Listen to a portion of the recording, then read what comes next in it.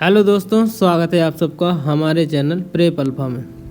जैसा कि मैंने आपसे कहा था कि यूपी पीसीएस 2025 का जो प्री का एग्ज़ाम होने वाला है अभी 12 अक्टूबर को, उसके लिए हम रिवीजन क्लास चालू करने वाले हैं। रिवीजन क्लास अपने चैनल के माध्यम से आप तक पहुंचाने का प्रयास करेंगे। इसमें सबसे पहले मैं चालू करने वाला हूं कि जितने भी प्रीवियस ईयर पेपर हैं, प्रीवियस ईयर जितने भी पेपर हैं लगभग 10 वर्ष के हम प्रीवियस ईयर पेपर कवर करेंगे और कोशिश करेंगे कि 10 वर्ष के पूरे प्रीवियस ईयर पेपर लगभग आपको 15 से 20 दिन में करवा दिए जाएं। इसके बाद फिर अपन टॉपिक वाइज मोस्ट इम्पोर्टेंट चीज़ें जितनी भी होंगी वो कवर करेंगे हर सब्जेक्ट की।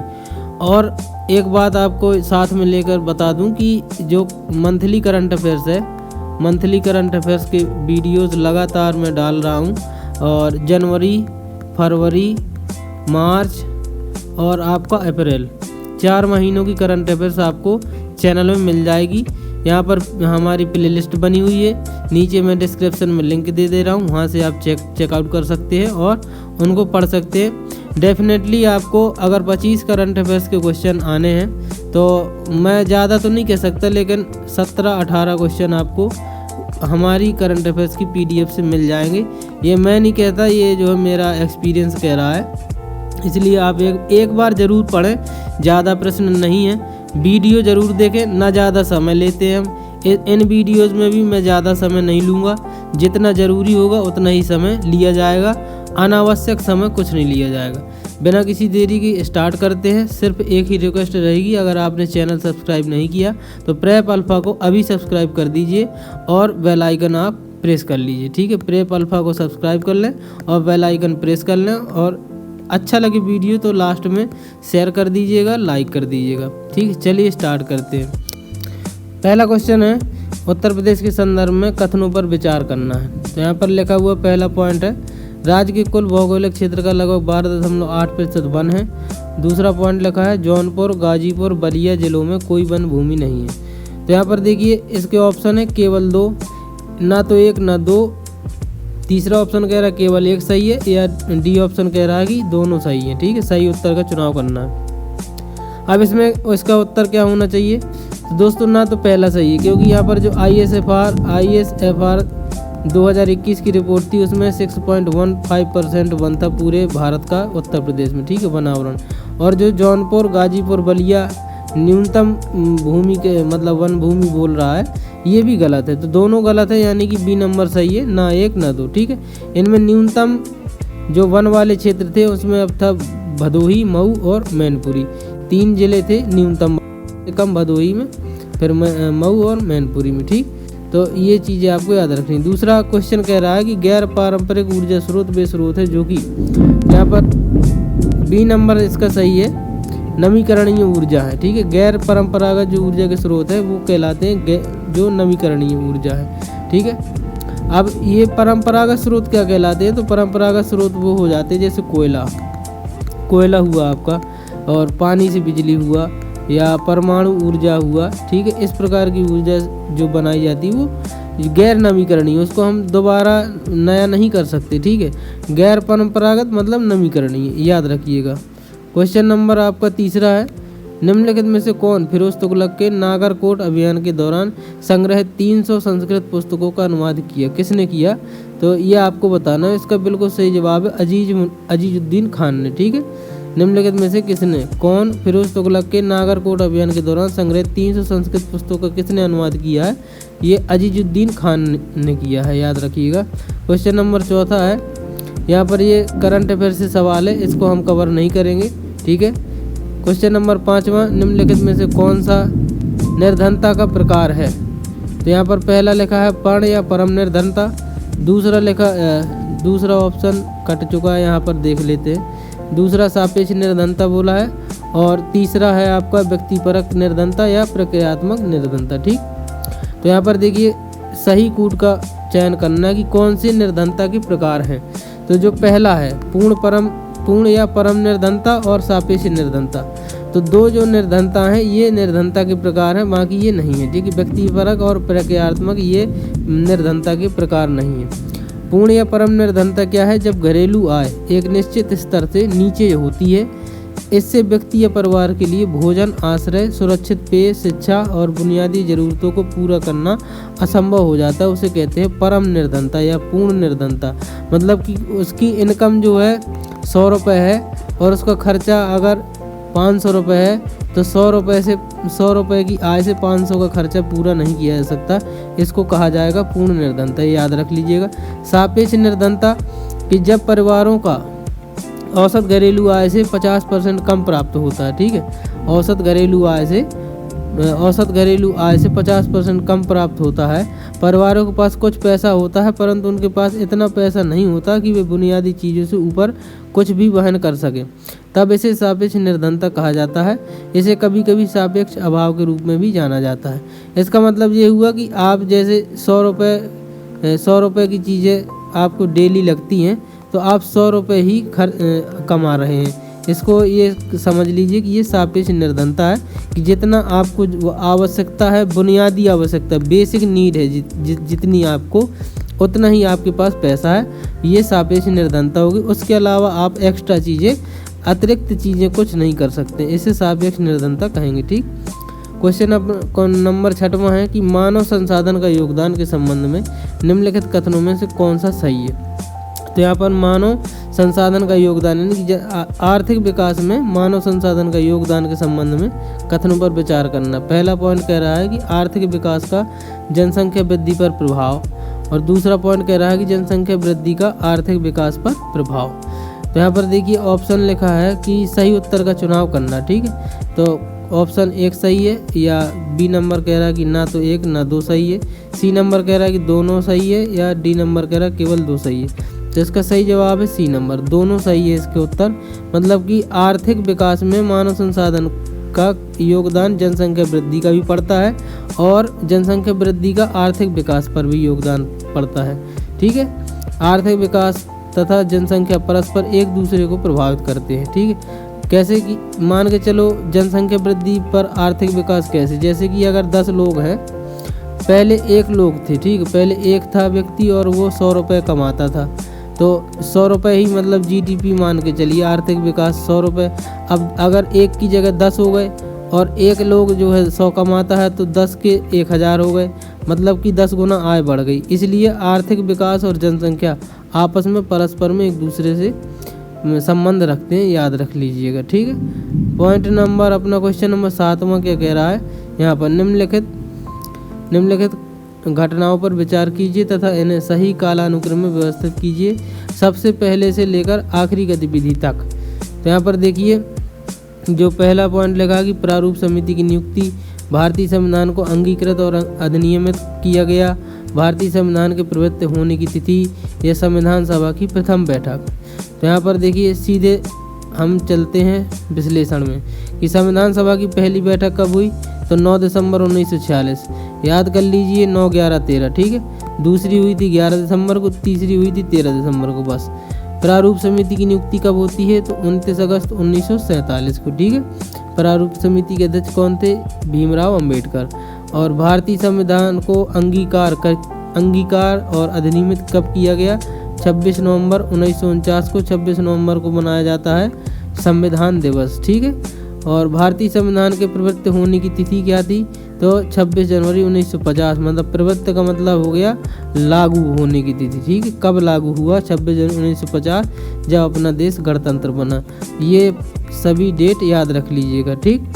क्वेश्चन नंबर 8वां है, यहाँ पर मिलान करना है सूची 1 का सूची 2 से। तो इसका सही जवाब क्या है? यहाँ पर सीधे मिलान ही देख लेते हैं। जैसे जो पेप्टिक वर्ण, ये एक बीमारी है, ये जीवाणु से होती है।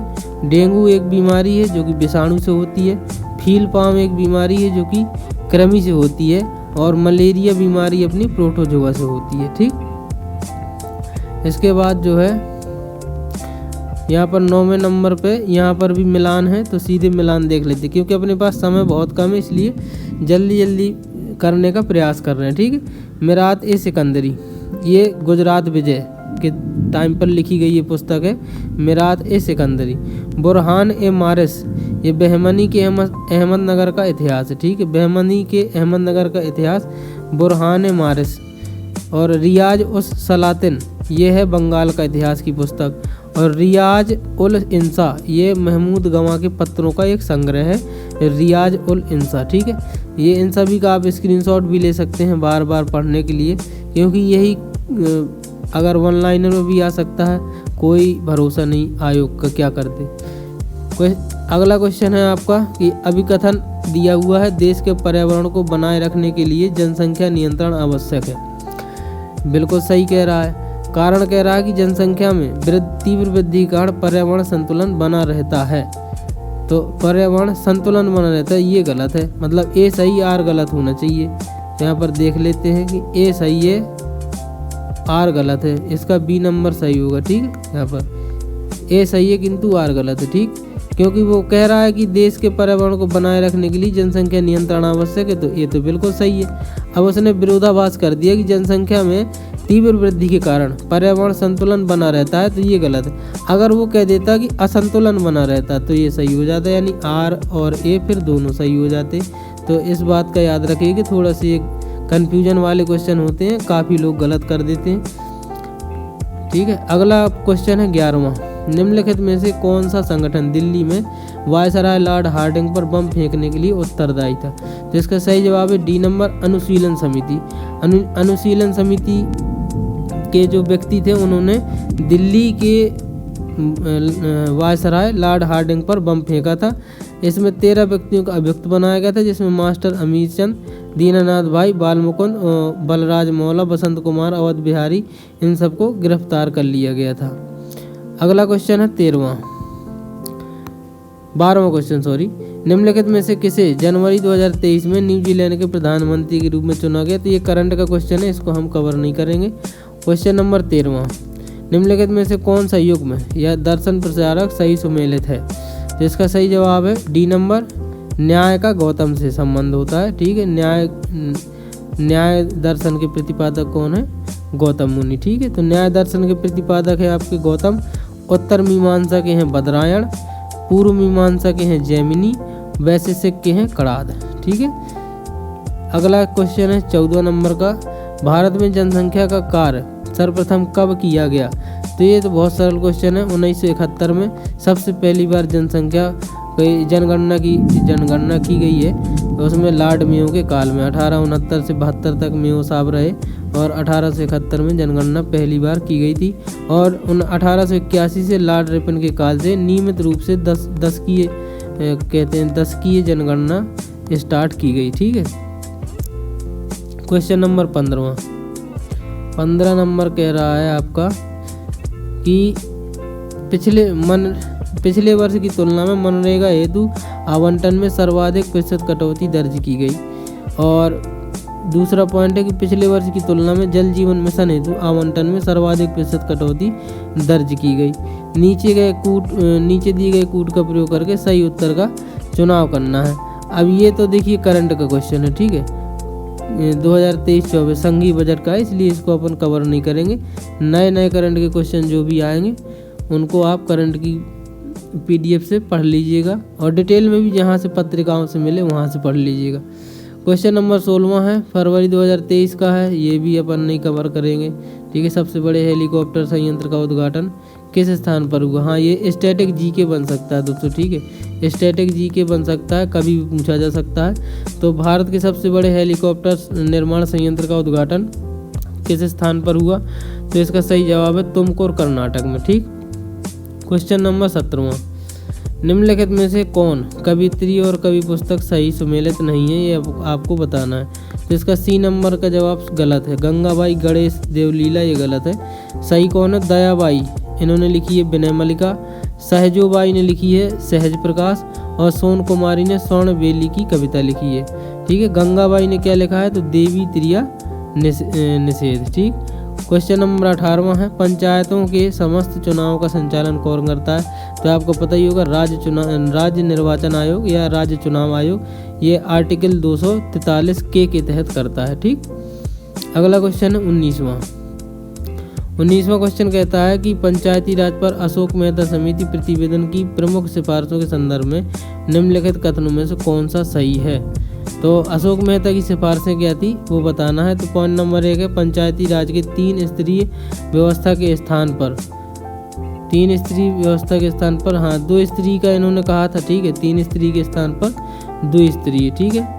तो ये तो सही है, यहाँ पर कट गया है, तो ये पहला पॉइंट सही होगा। और दूसरा पॉइंट बोला है इन्होंने कि राज्य स्तर के नीचे पर्यवेक्षक हेतु खंड को विकेंद्रीकरण का प्रथम बिंदु माना जाना चाहिए। तो यहाँ पर ये गलत है, ठीक है। इसका सिर्फ एक ही सही है ऑप्शन, वो भी केवल एक कथन सही है, दूसरा कथन गलत है। यहाँ पर देख लेते हैं अशोक मेहता समिति को। पंचायती राज व्यवस्था के मूल्यांकन तथा इसे और अधिक प्रभावशाली बनाने के लिए दिसंबर 1977 में सरकार ने अशोक मेहता समिति का जो है गठन किया। समिति ने अगस्त 1978 में अपनी रिपोर्ट सरकार को सौंप दी थी। इस रूप में समिति ने कुल 132 सिफारिशें दी थी, जो कि कुछ मुख्य हैं कि पंचायती राज 3 स्तरीय के स्थान पर 2 स्तरीय हो, ठीक है। राज्य स्तर से नीचे लोक निरीक्षण में विकेंद्रीकरण के लिए जिला जो है पहला बिंदु होना चाहिए, जबकि ऑप्शन में क्या था, खंड पहला बिंदु होना चाहिए। तो यहाँ पर गलत था वो ऑप्शन, जिला जो है पहला बिंदु होना चाहिए, पहला पॉइंट अगर राज्य स्तर पर विकेंद्रीकरण करना है। तीसरा पॉइंट दिया कि अपने आर्थिक स्रोतों के लिए पंचायती राज संस्थाओं के पास कराधान की अनिवार्य शक्ति होना चाहिए। और चौथा पॉइंट दिया कि पंचायती राज संस्थाओं के मामले की देखरेख के लिए राज्य मंत्री परिषद में एक मंत्री की नियुक्ति होनी चाहिए। पांचवा पॉइंट दिया कि उनकी जनसंख्या के आधार पर अनुसूचित जाति जनजाति के लिए स्थान आरक्षित होने चाहिए, ठीक है। तो ये 5 इन्होंने सिफारिशें करी अशोक मेहता समिति ने। क्वेश्चन नंबर 20वां, उत्तर प्रदेश के निम्नलिखित शहरों में से कौन सा शहर भारत की अध्यक्षता के दौरान G20 के 217 में से 11वीं बैठक के लिए स्थल के रूप में नहीं चुना गया। तो ये करंट का क्वेश्चन है, वैसे कानपुर को नहीं चुना गया था, आगरा, वाराणसी, ग्रेटर नोएडा इनको चुना गया था, ठीक है। क्वेश्चन नंबर 21वां, चरक संहिता कितने अध्यायों और खंडों में विभाजित है। बहुत ही बेहतरीन क्वेश्चन है। तो ये 120 अध्याय और 8 खंडों में विभाजित है चरक संहिता, ठीक है। चरक संहिता ये जो है चरक ने लिखी है और कनिष्क के समय में रहे हैं चरक, ये प्रसिद्ध चिकित्सा विज्ञानी हैं पुराने ज़माने के, ये आप याद रख लीजिए। इसमें 120 अध्याय और 8 खंड हैं। क्वेश्चन नंबर 22वां है, मानव हृदय कितने घटकों का बना होता है, सबको पता होगा। इसमें 4 घटक होते हैं, 2 अलिंद और 2 निलय होते हैं, ठीक है। 4 घटक होते हैं अपने हृदय में। क्वेश्चन नंबर 23, ये तो अमृत भारत स्टेशन से कि अमृत भारत स्टेशन के तहत उत्तर प्रदेश में कितने रेलवे स्टेशन है। तो 149 इसका सही था। क्वेश्चन नंबर अगला देखते हैं 24। यहाँ पर देखिए कि कौन सा mRNA वैक्सीन है जिसका उपयोग कोविड-19 संक्रमण के विरुद्ध किया जाता है। तो ये इम्पोर्टेंट हो सकता है क्योंकि इसका स्टैटिक बना देगा, ठीक है। तो इसका पहला पॉइंट सही, मारडोना, ठीक। मडरना जो वैक्सीन थी कोरोना की, कोविड की, ये जो है mRNA का प्रयोग करके बनाई गई थी, ये आप याद रख लीजिएगा, ठीक। क्वेश्चन नंबर आपका 25 है कि 1918 के संयुक्त प्रांत किसान सभा का गठन निम्नलिखित में से किस नेता ने किया था। तो यहाँ पर इसका सही जवाब है ए नंबर, इंद्र नारायण द्विवेदी ने किया था 1918 के संयुक्त प्रांत किसान सभा का गठन, ठीक है, इंद्र नारायण द्विवेदी। यहाँ पर देखिए लिखा हुआ है 1918 में इंद्र नारायण द्विवेदी, मदन मोहन मालवीय और गौरी शंकर मिश्र के प्रयासों से संयुक्त प्रांत किसान सभा का गठन किया गया था, ठीक है। तो 3 लोग थे, इंद्र नारायण द्विवेदी, मदन मोहन मालवीय और गौरी शंकर मिश्रा। 1918 संयुक्त प्रांत किसान सभा का गठन। क्वेश्चन नंबर है 26, वैदिक कालीन प्रशासन में भागुदाह कौन अधिकारी था।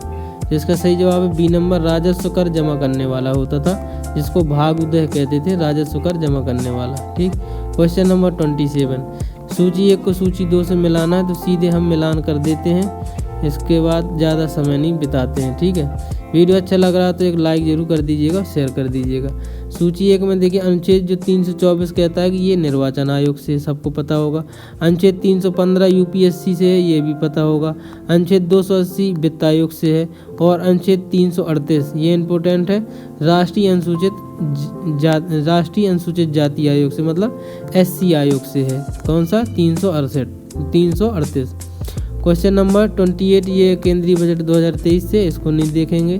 क्वेश्चन नंबर 29 यहाँ पर देखिए, मिलिंद पन्नू राजा मिलिंद तथा एक बौद्ध भिक्षु के मध्य संवाद रूप में है, वह भिक्षु कौन था? तो आपको बताना है, इसका सही जवाब है नागसेन। ठीक है, नागसेन राजा मिलिंद और नागसेन के बीच में था ये। सी नंबर बिल्कुल सही है, मिलिंद पन्नू। ठीक है, मिलिंद पन्नू राजा मिलिंद और बौद्ध भिक्षु नागसेन के बीच एक संवाद था।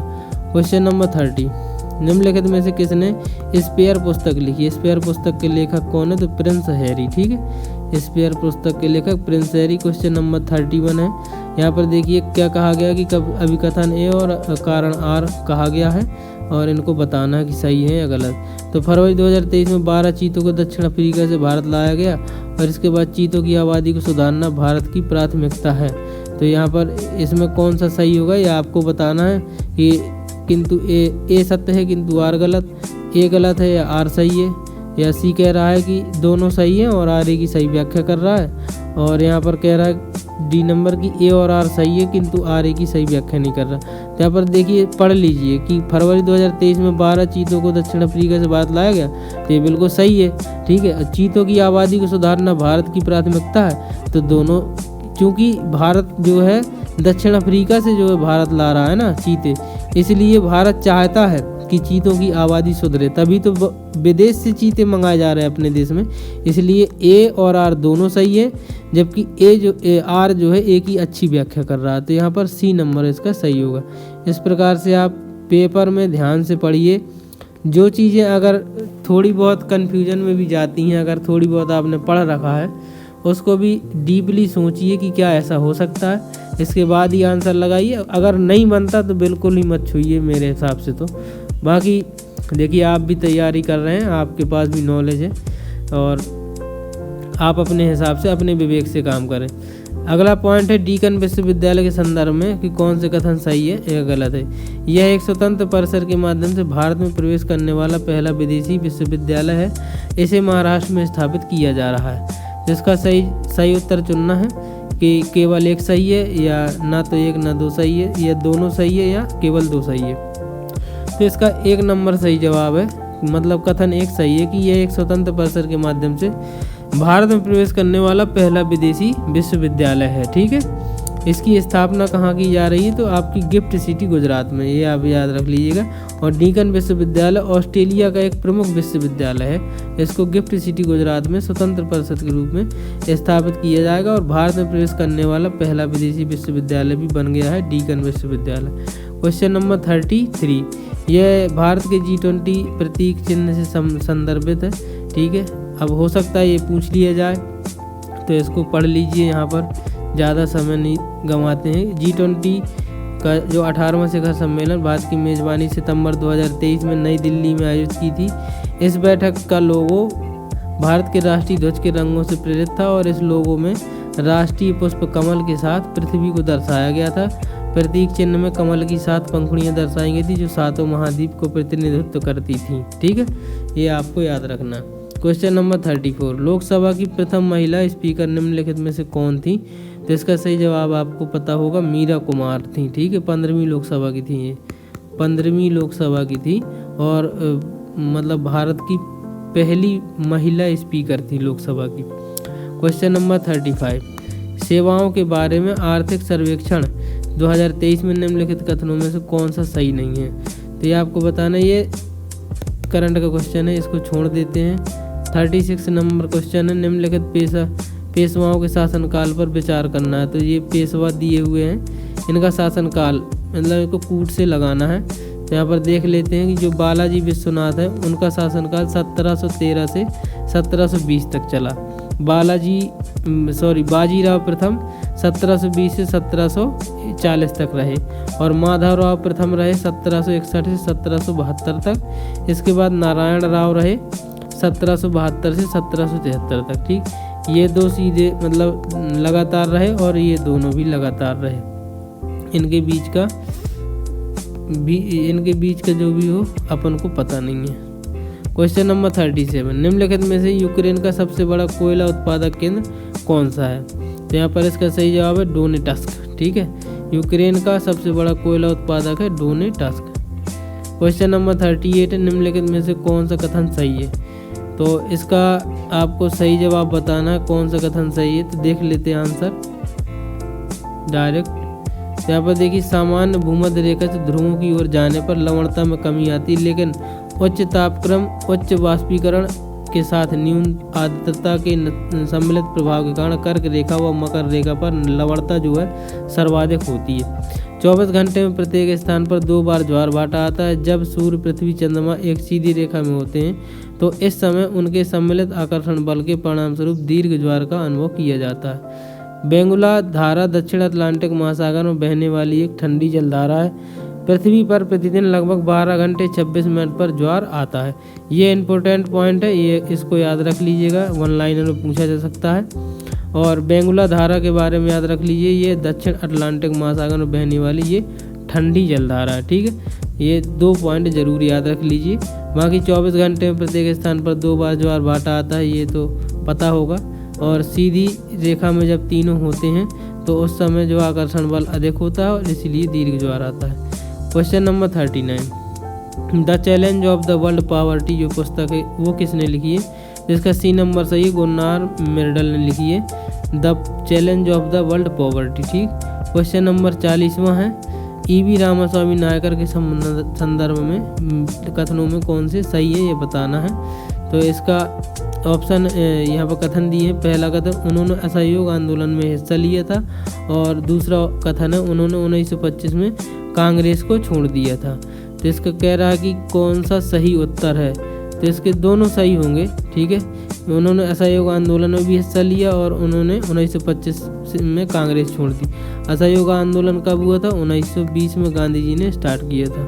ठीक है, ईवी रामास्वामी नायकर, इन्होंने 1925 में कांग्रेस छोड़ दिया था। इनको पेरियार के नाम से जाना जाता है, ईवी रामास्वामी नायकर को पेरियार। अगला क्वेश्चन है आपका 41, दिसंबर 2022 में न्यूजीलैंड ने अगली पीढ़ी के लिए धूम्रपान पर प्रतिबंध लगाने वाला विश्व का पहला कानून पारित किया है। न्यूजीलैंड का लक्ष्य कब तक धूम्रपान मुक्त बनना है। तो इसका 2025 तक का लक्ष्य है, इसी वर्ष तक का। इसलिए आपको ये याद रखना है कि अब कभी पूछा जा सकता है स्टैटिक जीके में, विश्व का पहला धूम्रपान मुक्त देश कौन बना, उसने लक्ष्य को प्राप्त किया या नहीं, अभी ऐसी घोषणा नहीं हुई है। क्वेश्चन नंबर 42, जनवरी 2023 में किस एयरलाइन का विमान नेपाल में दुर्घटनाग्रस्त हुआ था। यहाँ पर सी नंबर सही है, यति एयरलाइन। ठीक है। क्वेश्चन नंबर 43 है आपका कि 2022 में विश्व में ग्रीन हाउस गैस के उत्सर्जन में भारत किस स्थान पर है। ये 2022 का है। ठीक है, इसके ऊपर नहीं जाते हैं अपन। और आयोग ने इसका ये नंबर सही माना था, बताया जा रहा है, लेकिन ऑप्शन में तीसरा यहाँ पर देखिए लिखा हुआ है, सर्वाधिक जो उत्सर्जन करता देश है चाइना, अमेरिका, इसके बाद तीसरा भारत, लेकिन यहाँ पर ऑप्शन ही नहीं है। चलिए इसके बारे में नहीं करते हैं बात। अगला क्वेश्चन है 44, एक भौगोलिक इकाई जो पानी को इकट्ठा करती है, भंडारण करती है एवं पानी छोड़ती है उसे क्या कहते हैं। तो यहाँ पर जो इकट्ठा भी करती है, भंडारण भी करती है, पानी को छोड़ती है, उसे आप क्या कहेंगे। तो यहाँ पर इसका ए नंबर सही होना चाहिए। हाँ, जल विभाजक इसका सही आंसर है। ठीक है, जल विभाजक एक भौगोलिक इकाई जो पानी को इकट्ठा भी करती है, भंडारण भी करती है और उसको छोड़ती भी है। क्वेश्चन नंबर आपका 45 है, मानव विकास रिपोर्ट 2021-22 से, इसको हम नहीं पढ़ेंगे, नई रिपोर्टें पढ़ी जाएंगी सभी। ठीक है, केंद्रीय बजट 2023-24 की बात कर रहा है, इसको भी दिमाग में नहीं लेना है आपको। क्वेश्चन नंबर 47, तो यहाँ पर मिलान करवा रहा है तो सीधे मिलान देख लेते हैं। जनसंख्या के सिद्धांत दिए हुए हैं, उनके प्रतिपादक। उपयुक्त जनसंख्या का सिद्धांत दिया एडविन केनन ने। ठीक, सामाजिक अपसमायोजन का सिद्धांत दिया हेनरी जॉर्ज ने। जनसंख्या संक्रमण का सिद्धांत दिया थॉम्पसन ने। और जनसंख्या खाद्यान्न आपूर्ति का सिद्धांत दिया है आपने माल्थस ने। ठीक है, जनसंख्या खाद्यान्न आपूर्ति का सिद्धांत किसने दिया, माल्थस ने दिया है। क्वेश्चन नंबर आपका है 48 का क्वेश्चन ही कट गया यार,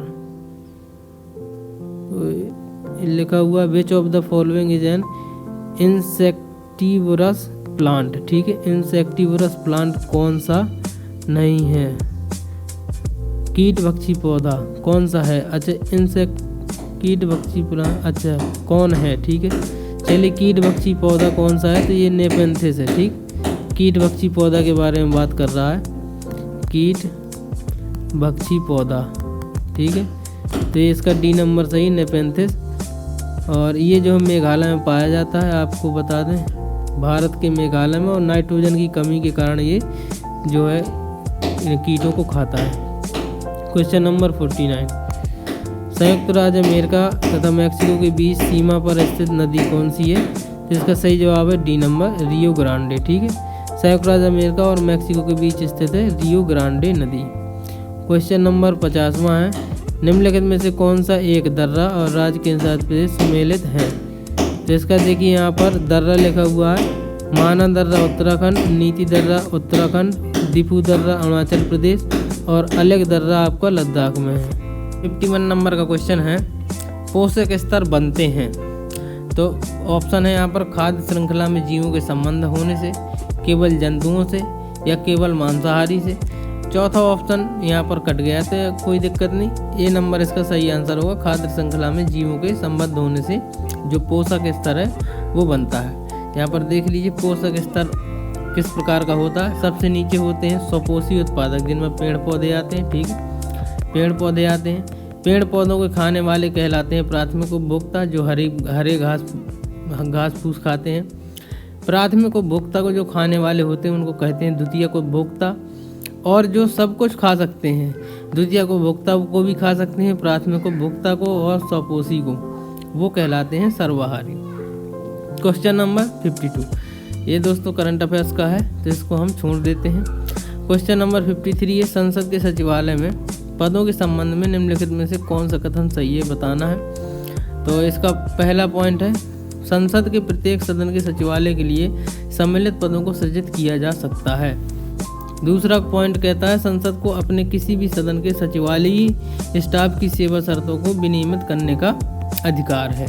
यहाँ पर कौन सा सही है ये बताना है। तो यहाँ पर इसका सही जवाब है, दोनों सही है इसके ऑप्शन, ये जो दिए हुए हैं दोनों सही है। मतलब कि संसद के प्रत्येक सदन के सचिवालय के लिए सम्मिलित पदों को सृजित किया जा सकता है, ठीक है। और दूसरा पॉइंट लिखा है, संसद को अपने किसी भी सदन के सचिवालय स्टाफ की सेवा शर्तों को विनियमित करने का अधिकार है। यहाँ पर देखिए लिखा हुआ है, भारतीय संविधान के अनुच्छेद 98(1) के तहत संसद के प्रत्येक सदन के लिए एक पृथक सचिवालय की व्यवस्था है तथा इसी खंड के परंतु के अनुसार दोनों सदनों के सचिवालय के लिए सम्मिलित पदों को सृजित किया जा सकता है और संसद विधि द्वारा अपने किसी भी सदन के सचिवालय स्टाफ की भर्ती एवं इनकी सेवा शर्तों का विनियमित कर सकती है, ठीक। अगला क्वेश्चन है 54 नंबर का। तो यहाँ पर ये भी करंट अफेयर्स का क्वेश्चन है, इसको भी हम छोड़ देते हैं। अगला पॉइंट है यहाँ पर 55 नंबर, ये भी करंट अफेयर्स का है, साहित्य अकादमी पुरस्कार पूछा हुआ है 2022 का। क्वेश्चन नंबर 56, किस प्रकार का टीका डिप्थीरिया से बचाता है? डिप्थीरिया से बचाने वाला टीका कौन सा है तो ये बताना है। इसका सी नंबर इसका सही है, टॉक्सवाइड। यहाँ पर लिखा हुआ है, डिप्थीरिया एक गंभीर बैक्टीरिया संक्रमण है जो नाक और गले की श्लेष्मा झिल्ली को प्रभावित करता है। यह एक छाले के रूप में दिखाई देता है और गले में सूजन आना, गले में दर्द होना, कुछ खाने पीने में दर्द होना इसके लक्षण है। इस संक्रमण से सुरक्षा के लिए टॉक्सवाइड टीका लगाया जाता है, ठीक है, डिप्थीरिया का। क्वेश्चन नंबर 57 है दोस्तों, जलीय पौधे जिसे प्रायः जल प्लावित धान के खेत में जैव उर्वरक के रूप में प्रयोग में लाया जाता है वह है।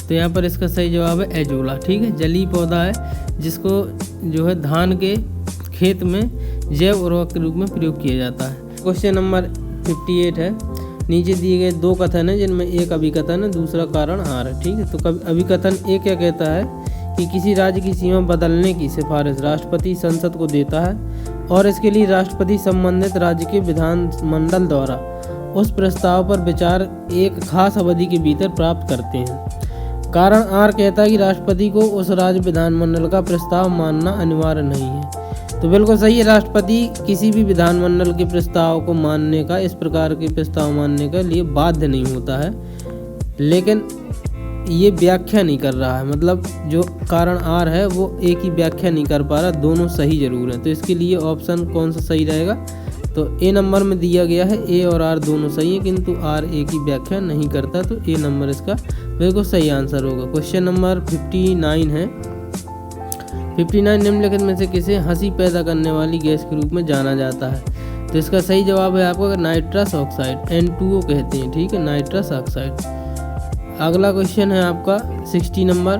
1857 में बरेली उत्तर प्रदेश में क्रांति का नेता कौन था? तो इसका सही जवाब है खान बहादुर खान। ठीक, 1857 में बरेली क्रांति में क्रांति का नेतृत्व किया था खान बहादुर खान ने।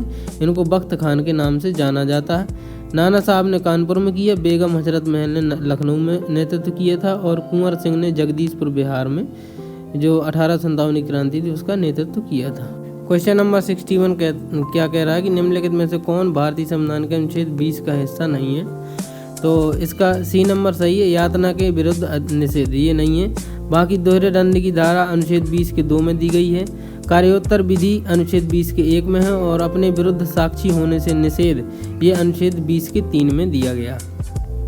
क्वेश्चन नंबर 62, भारत के महान्यायवादी के संबंध में मतलब कौन सा कथन सही है ये बताना, सही वाला बताना है आपको। तो यहाँ पर इसका ऑप्शन है डी, केवल एक सही है। महान्यायवादी के पद पर ऐसे व्यक्ति की नियुक्ति होगी जो कि उच्चतम न्यायालय का न्यायाधीश नियुक्त होने के लिए अर्हत हो। ठीक है, ये जो अपना संविधान के अनुच्छेद 76 के तहत भारत के महान्यायवादी के पद का प्रावधान किया गया है और अनुच्छेद 76 का 1 कहता है कि राष्ट्रपति उच्चतम न्यायालय का न्यायाधीश नियुक्त होने के लिए अर्हत व्यक्ति को भारत का महान्यायवादी नियुक्त करेगा। मतलब कि अनुच्छेद 76 का 1 जो है महान्यायवादी की योग्यता से संबंधित है। ठीक है, महान्यायवादी की योग्यता से संबंधित है 76 का 1 नंबर। क्वेश्चन नंबर 63, भारत में जनसंख्या स्थायित्व का लक्ष्य किस वर्ष तक निर्धारित किया गया? तो इसका सही जवाब है 2070 तक का लक्ष्य निर्धारित किया गया है जनसंख्या स्थायित्व का लक्ष्य। अगला क्वेश्चन है आपका 64 नंबर का, युग्मों में से कौन सा युग्म सही सुमेलित नहीं है? मतलब कि कौन सा गलत है? तो यहाँ पर बताना है 9वीं अनुसूची का संबंध राज्यसभा में स्थानों का आवंटन से, तो ये गलत है। ठीक, और तीसरी अनुसूची का संबंध शपथ या प्रतिज्ञान से, तो ये सही है। 8वीं अनुसूची में भाषाएं हैं, बिल्कुल सही है। 10वीं अनुसूची दल बदल से संबंधित है, तो बिल्कुल सही है। ठीक है, यहाँ पर देखिए 9वीं अनुसूची जो है केंद्र राज्य के ऐसे कानून जिसे न्यायालय में चुनौती नहीं दी जा सकती उनसे संबंधित है 9वीं अनुसूची। ठीक है, तीसरी अनुसूची शपथ से, 8वीं है भाषा से, 10वीं है दल परिवर्तन या दल बदल और चौथी अनुसूची राज्यसभा में स्थानों के आवंटन से संबंधित है। यहाँ पर सूची 1 का सूची 2 से विकास मिलान कराना है।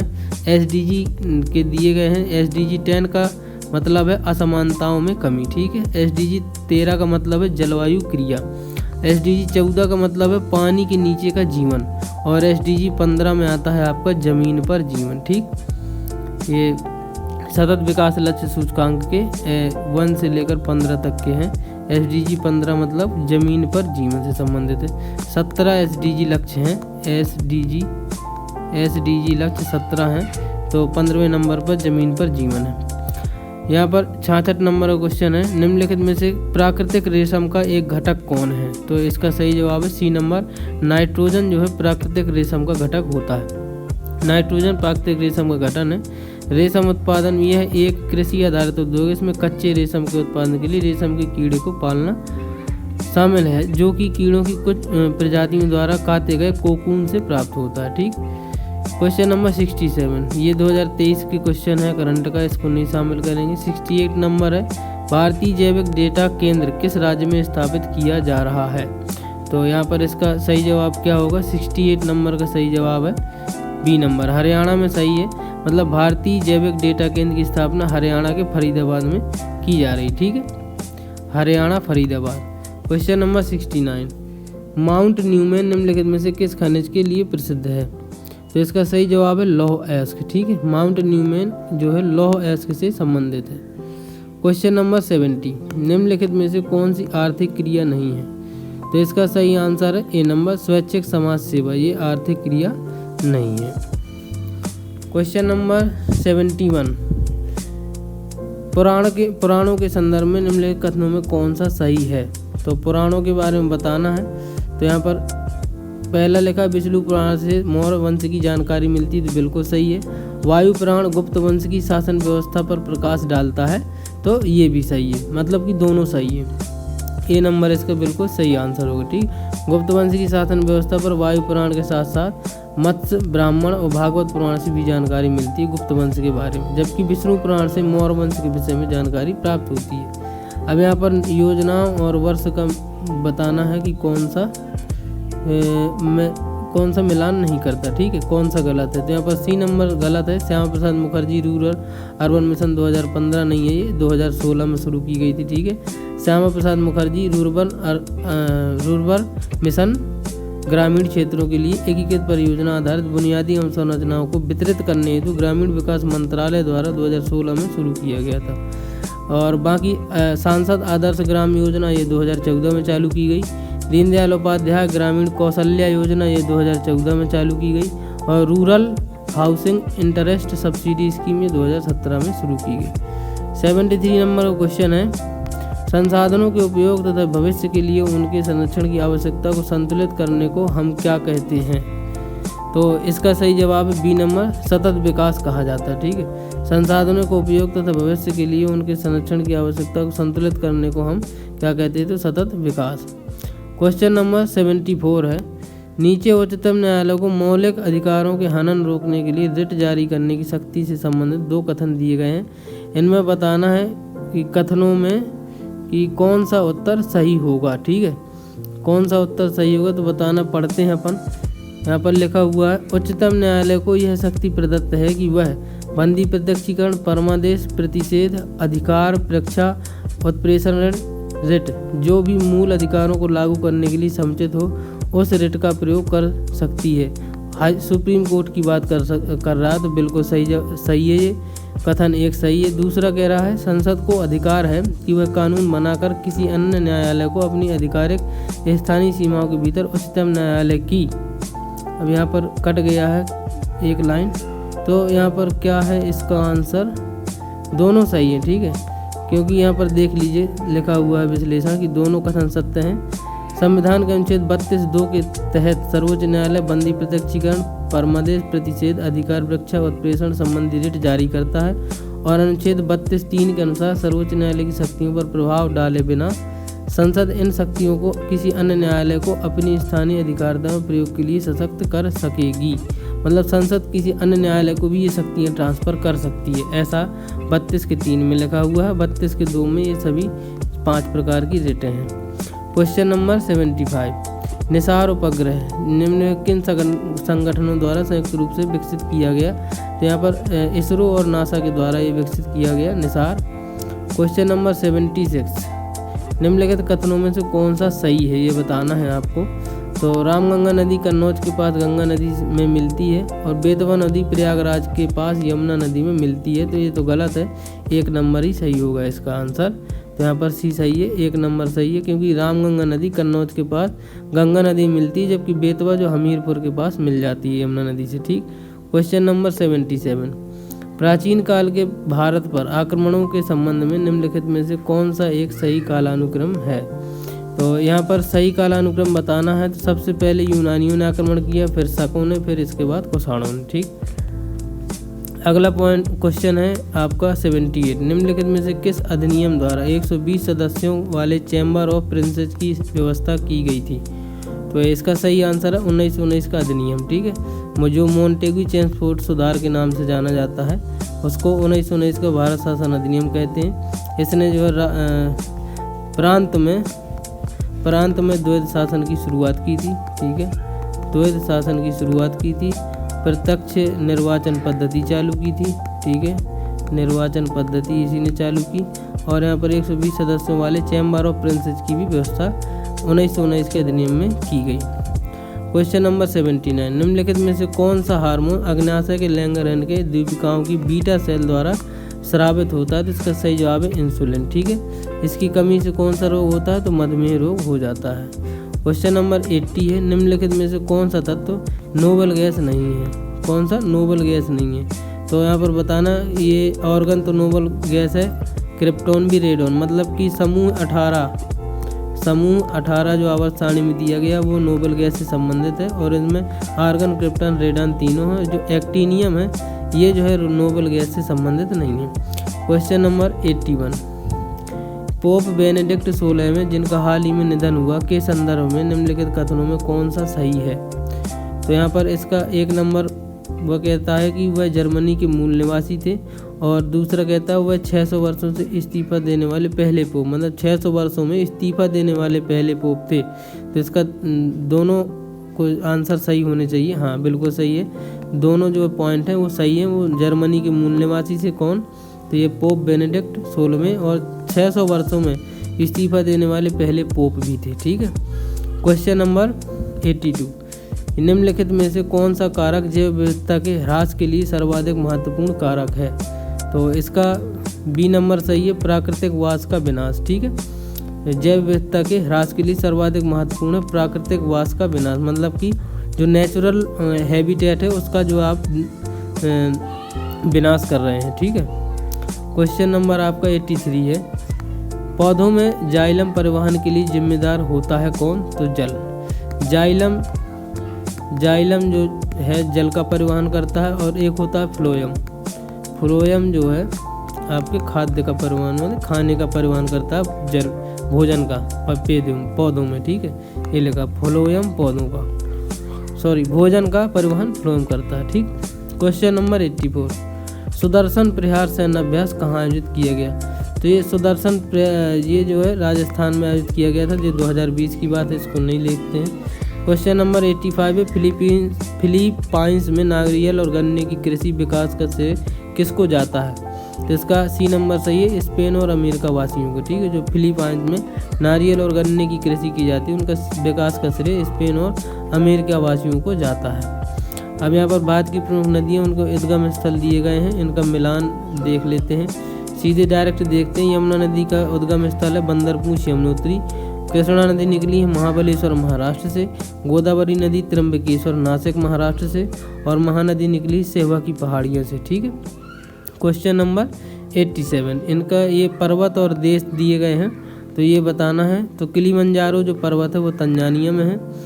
टुबकल जो पर्वत है वो मोरक्को में है। स्टेनली पर्वत आपका युगांडा में मिलेगा, और हॉगर पर्वत कहाँ है, तो अल्जीरिया में। ठीक। क्वेश्चन नंबर 88 है कि झील और देश का कौन सा मेल जो है गलत है। तो यहाँ पर जो ओनेगा झील है ये रूस में है, कनाडा में नहीं है। ठीक है, तो कनाडा गलत है। बाकी माराकाइबो वेनेजुएला में है, और मिशिगन जो है संयुक्त राज्य अमेरिका में है। चौथा ऑप्शन अपना कट गया, तो यहाँ पर देखिए बैकाल झील जो है रूस में है। क्वेश्चन नंबर 89 है, from dependence to self reliance पुस्तक के जो लेखक हैं वो कौन है। तो इसका बी नंबर सही है, बिमल जलान। ठीक है, from dependence to self reliance, इसके लेखक है बिमल जलान। तो क्वेश्चन नंबर 90 है, संसद में उत्तर प्रदेश के प्रतिनिधित्व के संबंध में निम्नलिखित कथनों में कौन सा सही है। तो यहाँ पर देखिए राज्यसभा के लिए उत्तर प्रदेश में 31 सीटें आवंटित है, तो बिल्कुल सही है, और लोकसभा के 80 सदस्य उत्तर प्रदेश से निर्वाचित होते हैं, दोनों सही है। ठीक है, दोनों कथन सही है, बोथ 1 और 2 सही है। ठीक। क्वेश्चन नंबर 91 है, कैप्टन हॉकिंस के संदर्भ में कथन दिए गए हैं, इन्हें बताना है। तो कथन है यहाँ पर देखिए, वह 1611 में जेम्स फर्स्ट के दूत के रूप में भारत आया, और दूसरा है वह तुर्की भाषा का बहुत अच्छा ज्ञाता था। तो यहाँ पर जो ये दोनों कथन है दोनों गलत हैं, क्योंकि वो 1611 में नहीं जबकि 1608 में जेम्स फर्स्ट के दूत के रूप में भारत आया था कैप्टन हॉकिंस, और वह तुर्की भाषा का बहुत अच्छा ज्ञाता नहीं था, वो सिर्फ जानकार था। ठीक, जानकार था, और वो तुर्की और फारसी दोनों का था, इसलिए दोनों कथन गलत हैं। तो ए नंबर इसका सही होगा। तो यहाँ पर देख लीजिए 1608 में जहांगीर के दरबार में उपस्थित हुआ, और वह तुर्की फारसी का अच्छा जानकार था।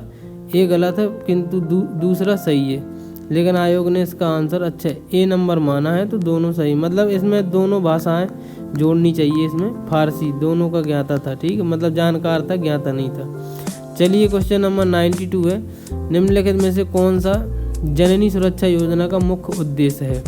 जननी सुरक्षा योजना का, तो इसका ए नंबर सही है, मातृ मृत्यु दर और नवजात मृत्यु दर में कमी इसका उद्देश्य है। अब जो जननी सुरक्षा योजना है इसकी स्टार्टिंग होती है 12 अप्रैल 2005 को। ठीक है, 12 अप्रैल 2005 को जननी सुरक्षा योजना की शुरुआत होती है, मातृ मृत्यु दर और नवजात मृत्यु दर में कमी करने के लिए। क्वेश्चन नंबर 93 है, सर्वोच्च न्यायालय के एक न्यायाधीश का त्यागपत्र संबोधित होता है। तो ये राष्ट्रपति को, ए नंबर इसका सही जवाब है। इसका अगला क्वेश्चन है 94। वहाँ जो 93 नंबर क्वेश्चन है ना, वो कह रहा है कि सर्वोच्च न्यायालय जो अपना त्याग पत्र है वो किसे देते हैं, तो राष्ट्रपति को देते हैं, ठीक। और यहाँ पर 94 नंबर क्वेश्चन है कि संघ वित्त आयोग के संदर्भ में निम्नलिखित में से कौन सा कथन सही है।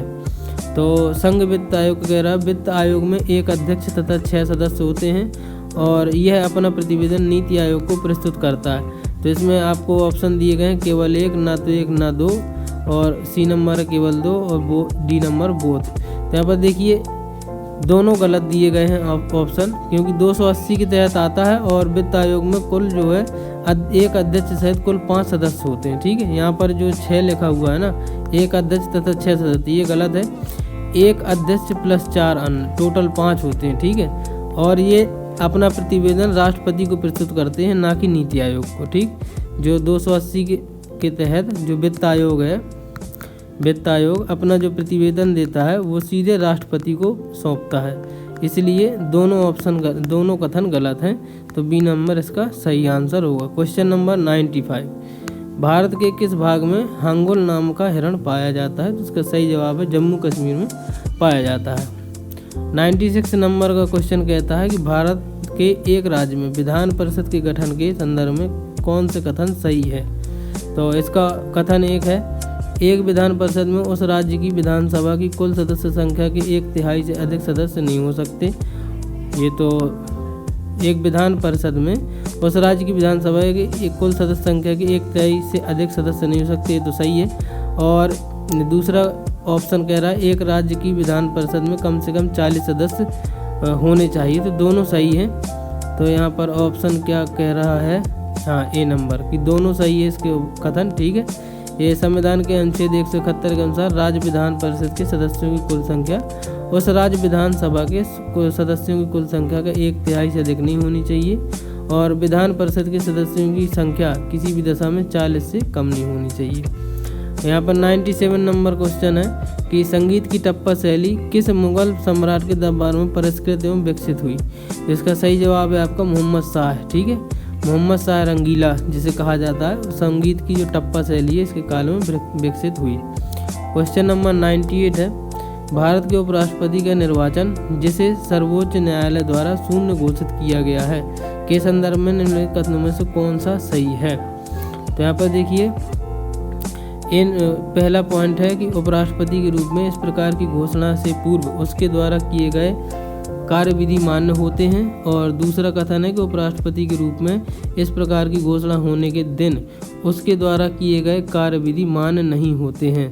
तो दोनों एक में मान्य होते हैं और एक में मान्य नहीं होते हैं, दोनों एक से ही ऑप्शन है इसका बताना है। तो केवल एक ही सही है, मतलब कि ये वाला ऑप्शन सही है कि उपराष्ट्रपति के रूप में इस प्रकार की घोषणा से पहले उसके द्वारा किए गए जो कार्यविधि हैं वो मान्य हो जाते हैं।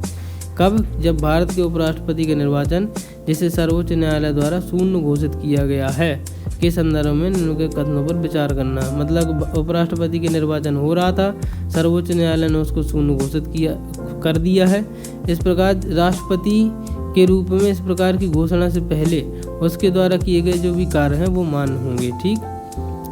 अगला जो क्वेश्चन है 99 का, ये सूची 1 को सूची 2 से मिलाना है, तो सीधे मिला लेते हैं। जो नेवासा बंदरगाह है वो है महाराष्ट्र में, ईसमपुर है कर्नाटक में, डीडवाना है ये खदान है ये राजस्थान में है, और गुडियाम गुफा ये तमिलनाडु में है, ठीक। गुडियाम गुफा का संबंध तमिलनाडु, डीडवाना राजस्थान, ईसमपुर कर्नाटक और नेवासा यहाँ पर पत्तन भी है तो महाराष्ट्र में है, ठीक। क्वेश्चन नंबर 100वां, तो यहाँ पर देखिए ये 2023 के करंट क्वेश्चन है, ये नहीं पढ़ेंगे अपन। 101 नंबर का है कि निम्नलिखित कथनों में से लैटेराइट मिट्टी के विषय में कौन सा कथन सही है। तो लैटेराइट मिट्टी के बारे में पूछा जा रहा है। इसका देखिए पॉइंट नंबर 1 है, यह मिट्टी उच्च तापमान एवं भारी वर्षा वाले क्षेत्रों में विकसित होती है, बिल्कुल सही है। इस मिट्टी में लौह ऑक्साइड और एल्यूमिनियम की कमी पाई जाती है, तो इसका लौह ऑक्साइड तो अधिक रहता है लैटेराइट का, तो इसका क्या सही होना चाहिए। तो दूसरा तो गलत है, पहला सही है। तो यहाँ पर देखते हैं दूसरा गलत पहला सही है, ये तो गलत हो गया, ये गलत हो गया, ये गलत, एक डी नंबर सही है। केवल एक सही है, दूसरा तो गलत ही है, क्योंकि एल्यूमिनियम और लौह ऑक्साइड की कमी नहीं पाई जाती, एल्यूमिनियम तो उसमें होता ही है, ठीक है। दूसरा विकल्प जो है गलत है। क्वेश्चन नंबर 102, निम्नलिखित में कौन सा प्रावधान संविधान का भाग सही सुमेलित नहीं है, ये बताना। सीधे देख लेते हैं। जो अपना राजभाषा है वो भाग 17 में है। संघ राज्य क्षेत्र भाग 8 में दिया गया है। अनुसूचित जाति और जनजाति क्षेत्र SC/ST के क्षेत्र भाग 10 में है। और अधिकरण जितने भी है वो भाग 14 के काम में दिए गए हैं। ठीक, 103 नंबर क्वेश्चन है, निम्नलिखित रेगिस्तानों पर विचार करें और उनके आकार के बढ़ते हुए क्रम में व्यवस्थित करें, मतलब सबसे छोटे से सबसे बड़ा। ठीक, तो यहाँ पर देख लेते हैं। जो सबसे छोटा है ग्रैंड सेंटी मरुस्थल ऑस्ट्रेलिया में, जो इसमें ऑप्शन में दिया है। ठीक है, ग्रैंड सेंटी मरुस्थल जो है ये ऑस्ट्रेलिया में है। ठीक है, ऑस्ट्रेलिया ये पहले नंबर पे आएगा।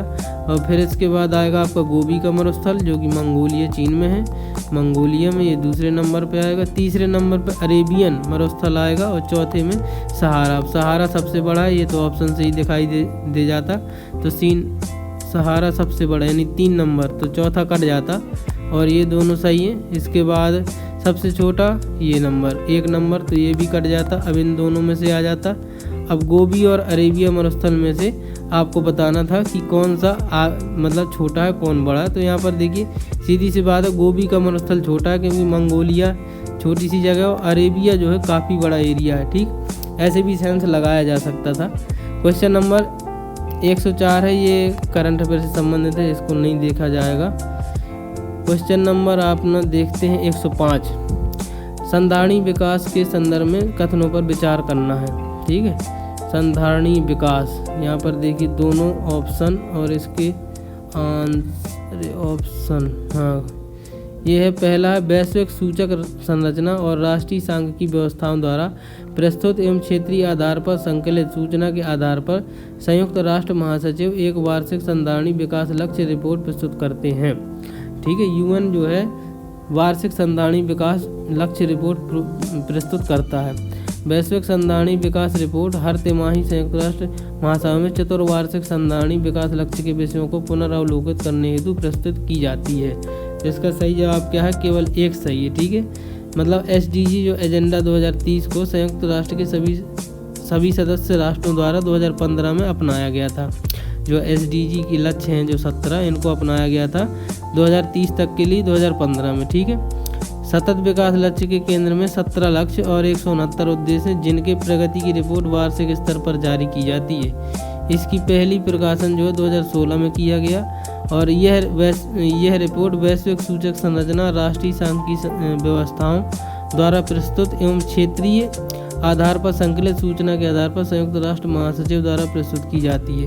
अतः कथन एक सही है और दूसरा आपका गलत हो जाएगा, क्योंकि उसमें लिखा है त्रैमासिक, तिमाही मतलब रिपोर्ट हर तिमाही प्रस्तुत की जाती है, तो ये गलत है, वार्षिक रूप से प्रस्तुत की जाती है। क्वेश्चन नंबर आपका 106, तो कथन ए और कारण आर दिया गया है। कथन कहता है राष्ट्रपति संसद का भाग है, बिल्कुल सही है।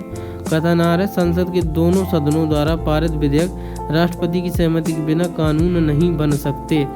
तो भाग का संबंध यहाँ कहाँ से, ये तो सही है, तो कह रहा दोनों सही है और आर ए की सही व्याख्या करता है। भाग इसीलिए मतलब राष्ट्रपति संसद का भाग है इसलिए क्योंकि जो है वो उसके बिना कानून नहीं बनाया जा सकता। मतलब संसद दोनों सदनों से पारित भी कर दे किसी विधेयक को, जबकि राष्ट्रपति जब तक साइन नहीं कर देगा तब तक वो कानून नहीं बनेगा, इसलिए दोनों सही हैं और जो आर है वो ए का व्याख्या भी कर रहा है। ठीक, क्वेश्चन नंबर आपका 107वां, कालक्रम की दृष्टि से निम्नलिखित घटनाओं में कौन सी अंतिम थी?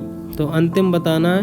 होम रूल जो है 1916 है, जलियांवाला बाग 1919 है, खिलाफत 1919 है। ठीक है, और आपका यहाँ पर देखिए चौथा ऑप्शन कट गया, तो यहाँ पर लास्ट वाला बताएं, मोपला विद्रोह 1921। ठीक है, 20 अगस्त 1921। होम रूल आंदोलन अप्रैल 1916, खिलाफत आंदोलन मार्च 1919 और जलियांवाला बाग आपका है 13 अप्रैल 1919 और लास्ट में हो गया मोपला विद्रोह 20 अगस्त 1921। क्वेश्चन नंबर 108, निम्नलिखित में से कौन सा बायोडिग्रेडेबल प्रदूषक नहीं है? तो यहाँ पर इसका सही जवाब है कीटनाशक। बाकी सब है, मतलब मूत्र, घरेलू अपशिष्ट और मल। मतलब बायोडिग्रेडेबल का मतलब जो अपने आप सड़ जाएं, ठीक है, अपने आप समाप्त हो जाएं। और जो कीटनाशक है उनको समय लगता है, वो अपने आप समाप्त नहीं होते हैं, ठीक है। इसीलिए जो कीटनाशकों के अधिक छिड़काव से जो ज़मीन है, जो भूमि है, वो अनउर्वर हो रही है, ठीक, इसी वजह से हो रही है। क्वेश्चन नंबर 109, रियो शिखर सम्मेलन 1992 का एजेंडा 21 किससे संबंधित है? तो इसका सही जवाब है सतत विकास से, ठीक है, सतत विकास से संबंधित है। 1992 में जो रियो डी जेनेरियो ब्राज़ील में जो पृथ्वी शिखर सम्मेलन आयोजित हुआ, उसमें एजेंडा 21 के रूप में सतत विकास की अवधारणा सामने आई थी, ठीक है। क्वेश्चन नंबर 110, रेगिस्तान में आवास करने वाले जानवर क्या कहलाते हैं? तो इसका ए नंबर सही है, मरूदभिद कहलाते हैं। क्वेश्चन नंबर 11वां है, निम्नलिखित में से किस स्थान पर अलकनंदा और भागीरथी मिलती हैं? तो यहाँ पर आपको बताना है अलकनंदा और भागीरथी कहाँ पर मिलेंगी। हाँ, तो ए नंबर सही है इसका, देवप्रयाग में, ठीक है। अलकनंदा और भागीरथी देवप्रयाग में आपके मिलती हैं जाकर। यहाँ पर देखिए पिंडार और अलकनंदा नदी है, ये कर्णप्रयाग में मिलती हैं, ठीक है। मंदाकिनी और अलकनंदा ये रुद्रप्रयाग में मिल जाती हैं। क्वेश्चन नंबर 112वां, समुद्री शैवाल किसके महत्वपूर्ण स्रोत हैं? तो ये आयोडीन के महत्वपूर्ण स्रोत माने जाते हैं। क्वेश्चन नंबर 113वां, निम्नलिखित कथनों में से ग्राम सभा के संबंध में कौन सा कथन सही नहीं है, यानी गलत बताना है? तो इसका ए नंबर है कि इसके कार्य और शक्तियों ग्राम स्तर पर उसी प्रकार है जैसे राज्य व्यवस्थापिका के राज्य स्तर पर होते हैं। इसकी शक्तियों का निर्धारण केंद्रीय सरकार के द्वारा होता है। सही नहीं है बताना, तो सीधे केंद्रीय सरकार की बात कर दी तो यही गलत है। बाकी सब सही है। जो इसके कार्य हैं वो राज्य की व्यवस्थापिका के आधार जैसे ही होते हैं एक गांव के स्तर पर, और यह एक ग्राम स्तर की सभा है जिसमें पंचायत के क्षेत्र के सभी पंजीकृत मतदाता शामिल होते हैं। तो दोनों सही है। क्वेश्चन नंबर 114, लोटक पारिस्थितिक तंत्र का उदाहरण क्या है? तो इसका सही जवाब है नदी। लोटक मतलब कि जो निरंतर चलती जाए, ठीक, लौटते हुए चलती जाए, ऐसे समझ लीजिए। धारा के लगातार बहते रहने से पानी ऑक्सीजन का स्तर अधिक होता रहता है, ठीक, मतलब कोई भी चीज़ कंटिन्यू चलती रहे उसे लोटक पारिस्थितिक तंत्र कहेंगे। तो ये नदी इसका उदाहरण है। क्वेश्चन नंबर 115, नेताजी सुभाष चंद्र बोस द्वारा आज़ाद हिंद फौज के हिस्से के रूप में गठित महिला रेजिमेंट का नाम क्या था? तो झांसी की रानी झांसी रेजिमेंट उन्होंने नाम रखा था। क्वेश्चन नंबर 116 है, निम्नलिखित में से किस स्कॉर्पियन श्रेणी की पनडुब्बी को जनवरी 2023 में भारतीय नौसेना में शामिल किया गया? तो इसका सही जवाब है INS बागीर को, ठीक है। 5वीं स्कॉर्पियन श्रेणी की ये पनडुब्बी थी INS बागीर, जो कि नौसेना में मुंबई में शामिल करी गई। प्रोजेक्ट 75 के तहत मझगांव डॉकयार्ड लिमिटेड द्वारा बनाई गई, ठीक। प्रोजेक्ट 75 का हिस्सा है, 5वीं पनडुब्बी है, नाम है INS बागीर, कभी भी पूछ सकता है, याद रख लीजिएगा। क्वेश्चन नंबर 117, निम्नलिखित में से कौन हड़प्पा संस्कृति की पूर्वी सीमांत का निर्धारण करता है, मतलब सीमा का निर्धारण करता है? तो देखिए उत्तर में आपका है क्या, उत्तर में आपका मांडा, फिर दक्षिण में यहाँ पर एक मैं लिख के बता देता हूँ, उत्तर में है आपका मांडा, ठीक है, मांडा जम्मू कश्मीर, दक्षिण में दैमाबाद महाराष्ट्र, दैमाबाद, पूर्व में आलमगीरपुर मेरठ,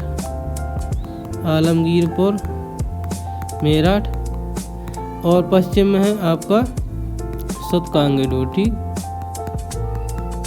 सुतकांगेडोर, ठीक, यहाँ पर इस प्रकार से आप याद रख लीजिए। सुतकांगेडोर पाकिस्तान में, आलमगीरपुर उत्तर प्रदेश मेरठ में, मांडा जम्मू कश्मीर में, दैमाबाद महाराष्ट्र में, ठीक है। अगला क्वेश्चन है आपका 118वां, PM गति शक्ति योजना के संदर्भ में कौन सा कथन सही है, यह आपको बताना है।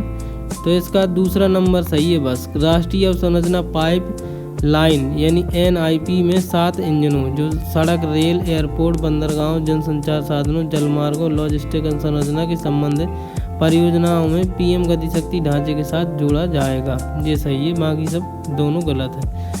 यहाँ पर देखिए 119 नंबर है, मध्याह्न भोजन योजना को PM पोषण योजना में किस वर्ष पुनर्नामित किया गया? तो इसका सही जवाब है 2021 में, ठीक है। जो मध्याह्न भोजन योजना 1995 में चालू की गई थी उसको PM पोषण योजना में पुनर्नामित किया गया कब? 2021 में। क्वेश्चन नंबर 120वां है, अल नीनो के संदर्भ में कथनों पर विचार करना है कि कौन सा सही है। ठीक है, अल नीनो में पूर्वी प्रशांत क्षेत्र में पेरू के तट पर गर्म धाराओं का प्रकट होना शामिल है। दूसरा पॉइंट है कि यह गर्म धारा पेरू के तट पर पानी के तापमान को 10 डिग्री तक बढ़ा देती है, जिससे समुद्र में प्लैंकटन की जो मात्रा है वो आपकी बढ़ जाती है। तो कौन सा सही है? तब देखिए पहला तो सही नहीं है। ठीक है, अल नीनो में पूर्वी प्रशांत क्षेत्र में पेरू के तट पर गर्म धाराओं को प्रकट होना शामिल है, ये गलत है। दूसरा सही है, क्योंकि जो ये गर्म धारा पेरू के तट पर पानी की तापमान को 10 डिग्री तक बढ़ा देती है, जिससे समुद्र में प्लैंकटन की कमी बढ़ जाती है। ठीक है, ये सही है। क्वेश्चन नंबर 121वां, ये कह रहा सिवाना समुद्र एवं कल्पक्कम किस लिए महत्वपूर्ण है? तो ये जो है सिवाना जो समुद्र है ये जल शक्ति के लिए महत्वपूर्ण है, और कल्पक्कम है ये नाभिकीय ऊर्जा, दोनों तमिलनाडु में। ठीक है। क्वेश्चन नंबर 122, ये जो है बजट का क्वेश्चन है, ये नहीं पढ़ेंगे अपन। क्वेश्चन नंबर 123 है, भारत का प्रथम national centre for marine biodiversity कहाँ स्थित है? इसका सही जवाब है जामनगर, गुजरात में। ठीक है, ये भारत का प्रथम national centre for marine biodiversity राष्ट्रीय समुद्र जैव विविधता केंद्र है ये। ठीक है, राष्ट्रीय समुद्री जैव विविधता केंद्र ये भारत का पहला है, जामनगर, गुजरात में। क्वेश्चन नंबर 124, निम्नलिखित में से कौन सा सही सुमेलित नहीं है? तो इसका बी नंबर सही सुमेलित नहीं, बाकी सही सुमेलित हैं। शाह तुर्कान इल्तुतमिश की पत्नी थी। ठीक है, इल्तुतमिश रजिया के पिता थे, बिल्कुल सही है।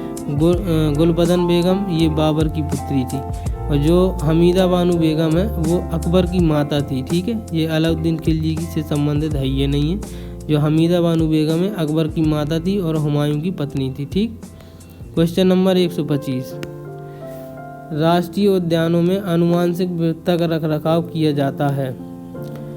तो यहाँ पर देखिए, राष्ट्रीय उद्यानों में जो आनुवांशिक विविधता का रखरखाव किया जाता है उसको कहा जाता है इन सीटू संरक्षण। ठीक है, या स्वस्थानीय संरक्षण। मतलब जो राष्ट्रीय उद्यान है जहाँ पर हरे पेड़ पौधे प्राकृतिक रूप से होते हैं, जहाँ पर कोई घेराबंदी ज़्यादा नहीं होती, उसको कहा जाता है इन सीटू स्वस्थानीय। मतलब कि अपने ही स्थान पर जो वन्य जीव हैं उनके ही स्थान पर उनका संरक्षण। और जैसे चिड़ियाघर वगैरह जो कृत्रिम रूप से मनुष्य के द्वारा अलग से उनका प्राकृतिक तौर पर दिखने के लिए बनाया गया, उसको कहा जाता है एक्स सीटू संरक्षण। ठीक है, जो जिसमें जो है चिड़ियाघर हो गया, एक्वेरियम हो गया।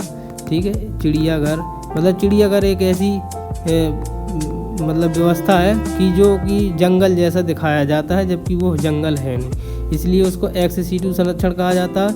इन सीटू का मतलब कि वो जंगल ही है, वहाँ पर थोड़ा संरक्षण सरकार की तरफ से दिया जाता है और वहाँ पर वन्य जीवों का संरक्षण किया जाता है। ठीक।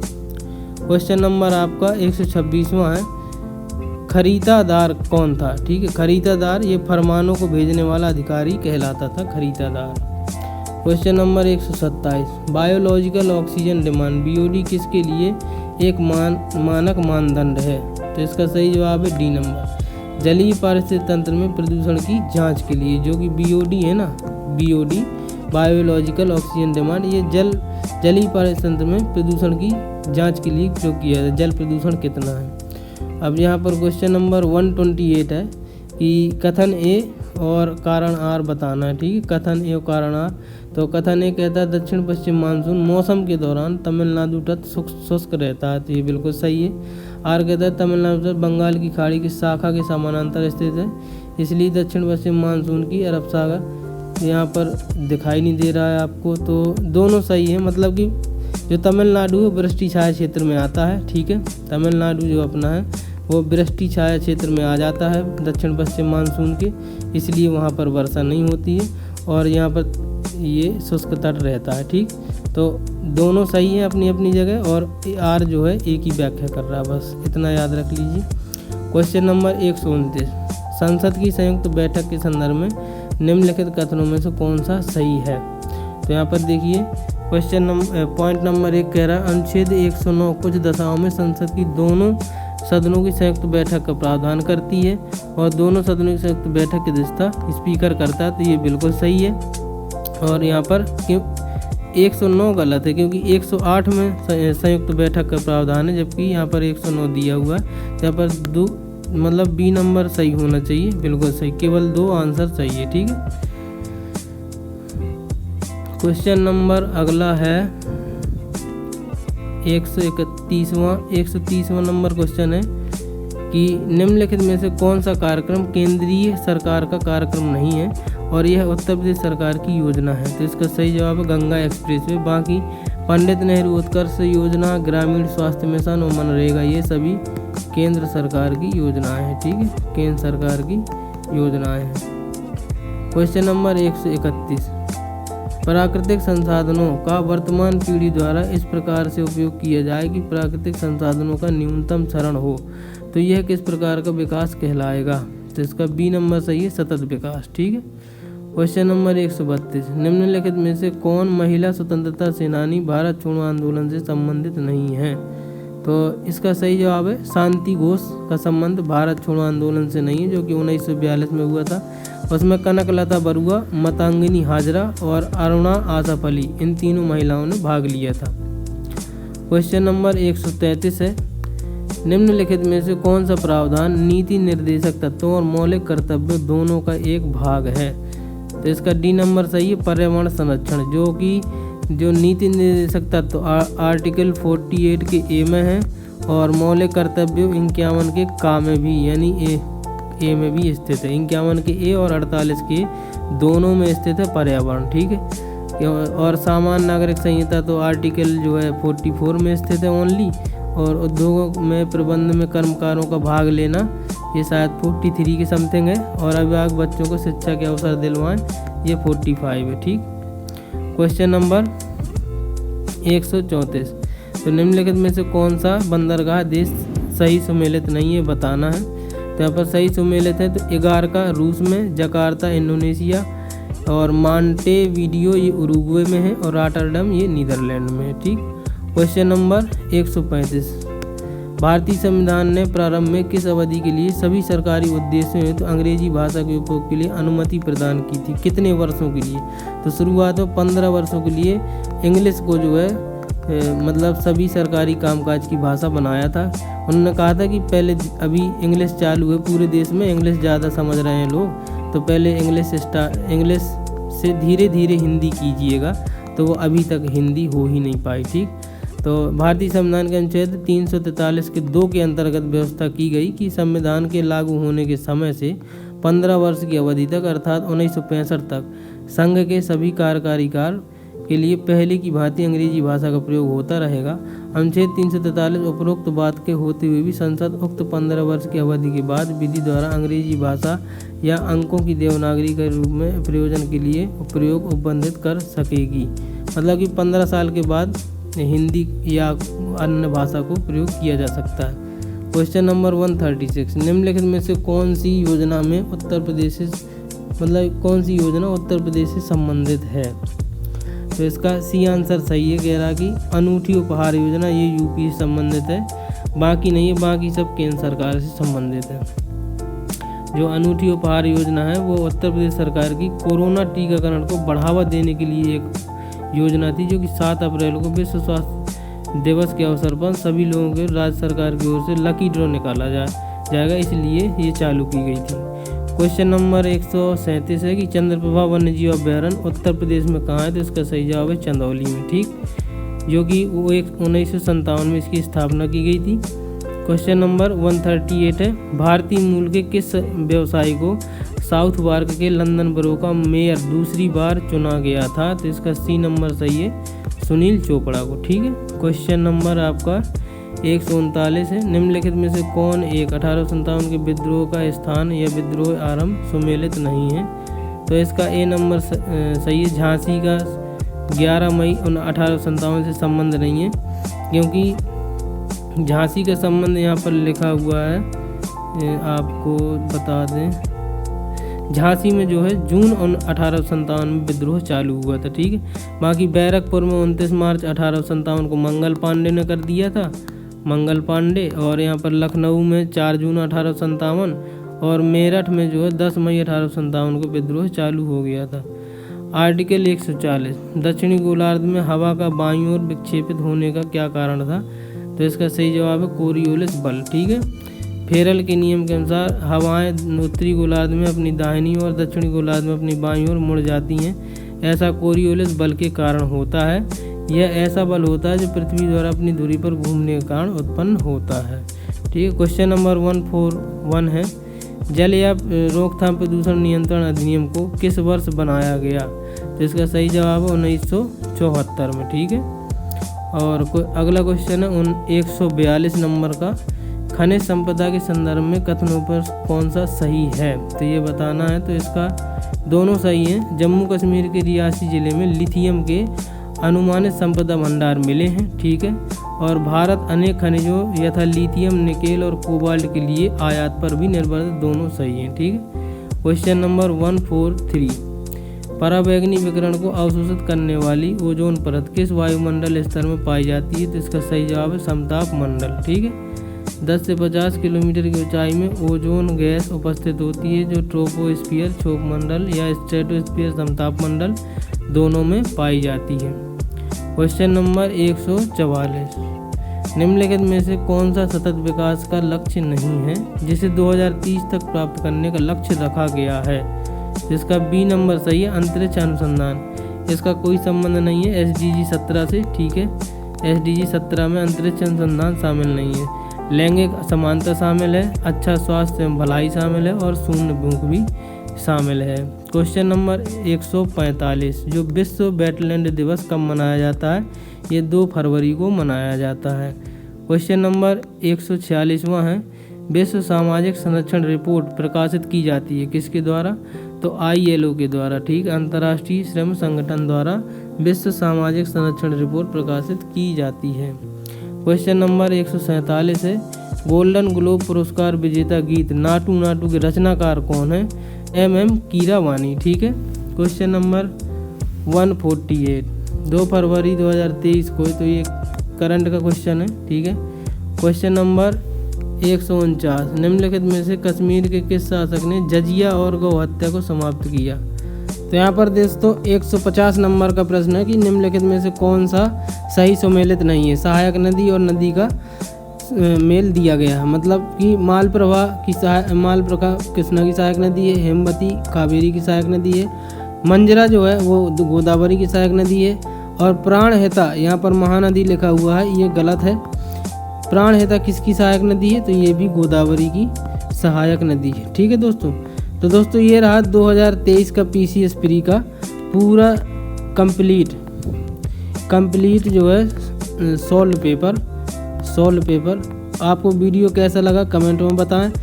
वीडियो अगर अच्छा लगा हो तो प्लीज़ लाइक कर दीजिएगा, शेयर कर दीजिएगा, और चैनल को अभी तक सब्सक्राइब नहीं किया तो सब्सक्राइब कर दीजिए और बेल आइकन प्रेस कर दीजिए। मैं इसी प्रकार के वीडियोज़ आपको लिए लाता रहूँगा। मेरा टारगेट है कि 15 से ज़्यादा 15 दिन या 20 दिन के भीतर जितने भी 10 वर्ष के प्रीवियस ईयर पेपर ये जो है सभी PCS प्री के पहले कंप्लीट हो जाए। इसके बाद अपन इम्पोर्टेंट जो भी फैक्ट होंगे और सभी सब्जेक्ट के वो कवर करने का प्रयास करेंगे ताकि आपकी तैयारी में थोड़ा धार हमारी तरफ से भी मिल सके। वीडियो अच्छा लगे तो प्लीज़ लाइक शेयर ज़रूर करें।